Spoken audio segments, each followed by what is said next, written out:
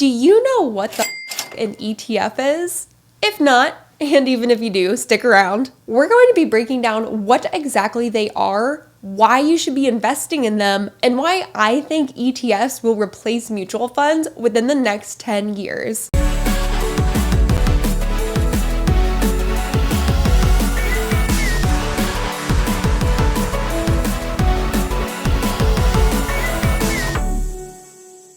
This is Rich Girl's Guide, where we demystify the world of personal finance to help you create a financially successful and fulfilling life. I'm your host, Kirby D, and I worked in wealth management for over 6 years before leaving the office to focus on raising my 2 daughters and growing my own business. Let's start with the obvious question.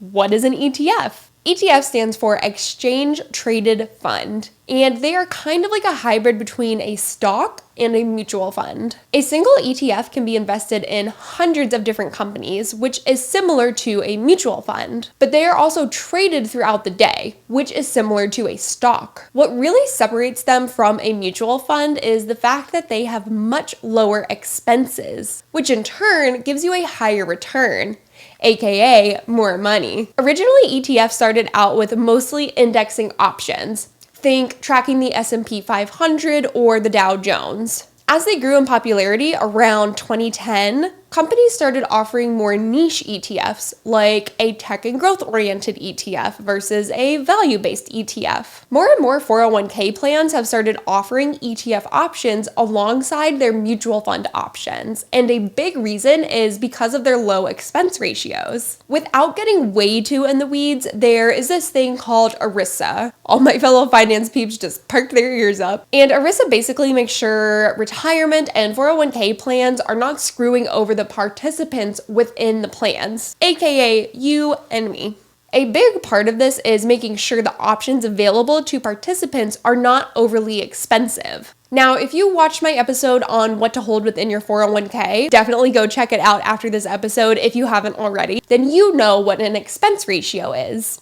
An expense ratio is basically a hidden fee that is charged by the mutual fund company in order to keep the mutual fund up and running. These fees are not something you will see on your account statement. The fees are actually taken out from the value of the mutual fund, which directly affects your investment return. Now, mutual fund companies are businesses, and they do need to charge a fee in order to pay the mutual fund manager, the team, and just general business expenses. But the old days of mutual funds getting away with charging anywhere from 1% to 2% on an annual basis, which is a lot, started dying down years ago. And now the rise in popularity of ETFs have forced a lot of mutual fund companies to either lower their expense ratios, start offering ETF options, or do a combination of the two. Again, the mechanism behind why they are cheaper gets a little in the weeds, so for the sake of keeping this listenable, just trust me when I say, in general, ETFs are cheaper than mutual funds. Real quick for my audio listeners, don't forget you can watch the video version of all Rich Girls Guide episodes on YouTube and Spotify. Shameless plug while I have you, please rate and review wherever you are listening right now. It goes a long way to help me reaching more listeners.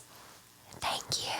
Okay, so now that we know what a mutual fund is, we can get to the 3 reasons why you might want to consider moving over some of your investments from mutual funds into ETFs. Reason number 1, because ETFs have gained so much popularity over the last several years, companies like Fidelity and BlackRock have been putting a lot of time and resources into building out their ETF portfolios. Now, I wouldn't necessarily say you should be one of the first investors in any fund or stock. That can be incredibly risky, but some of these ETFs have over a decade of performance history at this point. This means they not only have historical performance to back up their stated objective, but they also have momentum and attention within the actual company. So more resources are theoretically being put into them, as opposed to their less popular mutual fund counterparts. Reason number 2, ETFs can be a more tax-efficient vehicle than a run-of-the-mill mutual fund can. With mutual funds, the mutual fund company can actually pass along taxable gains to investors. Now, if you own a mutual fund in a retirement account, for example, capital gains are a moot point. You are not taxed on any gains in those types of accounts. You are only taxed on the withdrawals you take from the account. If you own mutual funds in a non-retirement account, however, think just a regular investment account, then capital gains can be a huge tax burden to you. A lot of people learned about capital gains in 2020 when trying to play the stock game. For mutual funds, since they are trading stocks throughout the year, they actually get taxed based on those trading throughout the year. Depending on how much they have been taxed and just how the company wants to do business, they can pass along some of those taxable gains to you, the investor, which means you now have to pay taxes on those gains. You cannot opt out of these unless you sell the fund a certain number of days ahead of time.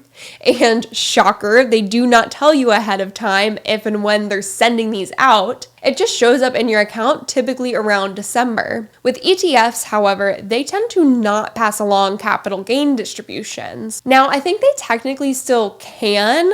Yep, just checked. They can definitely still pass those along to you in the form of a capital gains distribution, but they tend to steer clear of that.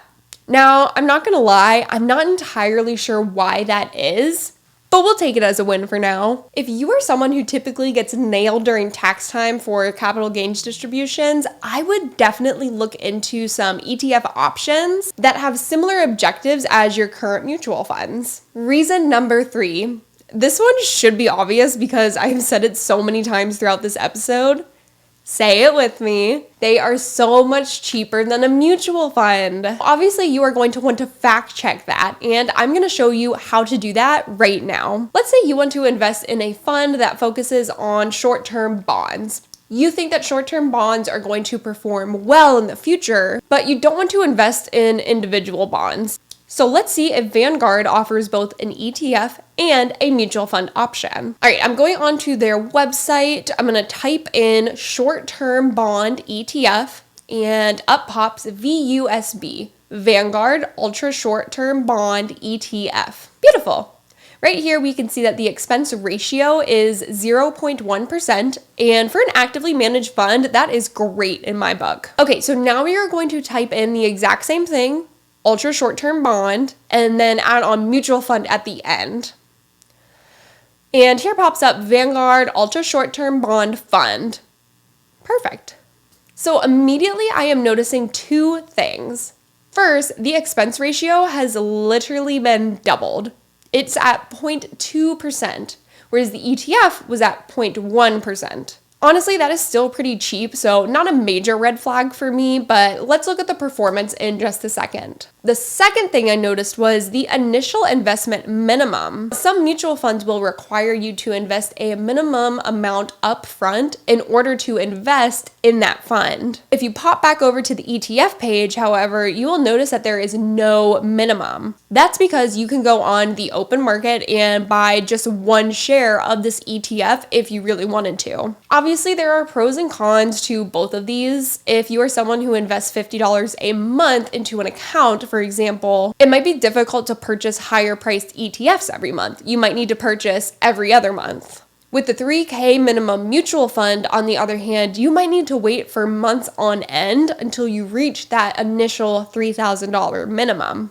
I digress. What I really want to dive into now is the performance. If the mutual fund has consistently outperformed the ETF, that extra 0.1% in expenses might be worth the price tag. We are going to scroll down to the annual performance numbers and see just how they stacked up next to each other. Starting with the ETF, we can see that it does not have a long performance record. It looks like it was established in 2022. And the numbers are not looking too great. In case you couldn't tell, ultra short-term bonds have not had a great run in recent years. I'm going to focus on this total return column.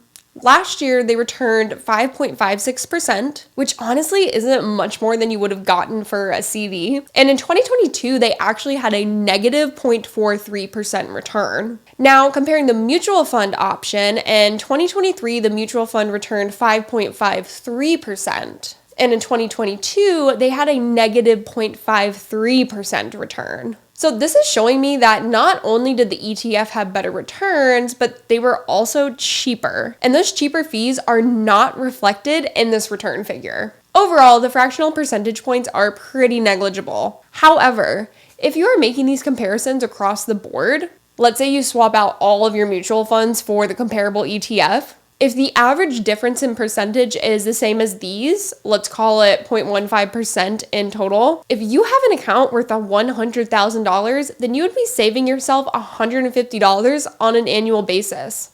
Not bad in my opinion. And because ETFs are only gaining in popularity, I am betting money that only more time, energy, and attention will be poured into ETFs across the board within these companies. All right, I think I have sufficiently made ETF lose all meaning by saying it entirely too many times, so let's wrap this baby up. If you have been even the slightest bit intrigued by ETFs, I would urge you to check out the options available to you within your 401k or other accounts and see if there are any ETFs available. I'll put a few links to some interesting articles down below if you want to know even more about this shift in thinking within the industry. Thank you so much for tuning in today. I feel like I'm really starting to get into my podcasting groove, and I appreciate all of the love and support more than you know. I'll have a brand new YouTube video out this Thursday. In fact, every Thursday moving forward. So be sure to connect with me over there if you're not already. Otherwise, I will catch you next Monday. Later, rich girls.